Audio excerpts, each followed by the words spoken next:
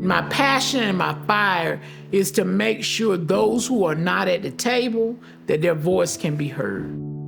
But it means so much to the community to know that we're not always asking for money.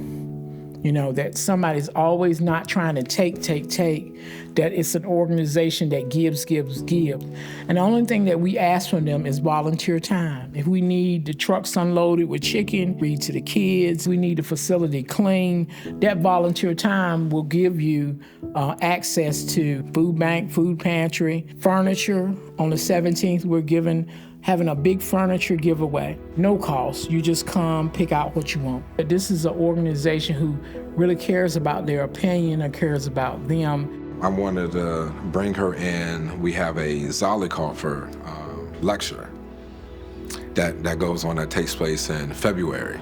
And I thought about bringing her in as a speaker because I think we do a lot to promote a lot of people that are bringing in clinicians who do all this research that's affiliated with the NIH. But I said I want to get somebody in who is on the ground and doing things in the community. So the things that he have taught me, bringing me to UNC, having me to be able to socialize with the people at that level, to watch how they carry themselves. Not only me, but brought a group of my boys up, and I allowed us to have a formal dinner and sit down and showed us how this is how you eat with a fork and a knife.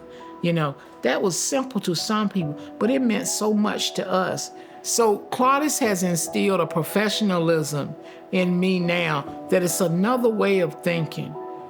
Are we training doctors, our students, to be doctors to just diagnose, or are we supposed to be training our students to go a little further than just diagnosing and instituting treatment? Is about a longevity of wellness.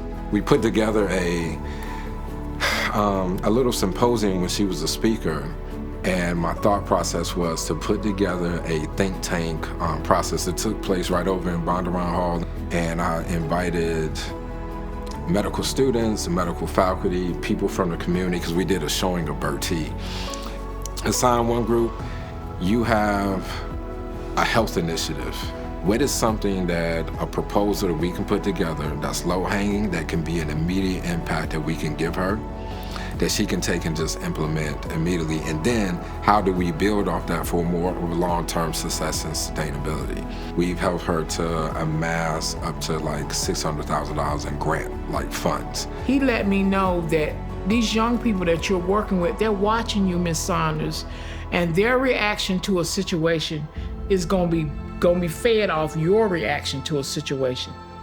So Claudius has not only brought his professionalism to the boys, but he has taught me how to conduct myself in situations, some very heated and hot situations. When these students graduate, they get into a clinic. When a person from Bertie or some area that's very similar to Bertie, it's not foreign to them.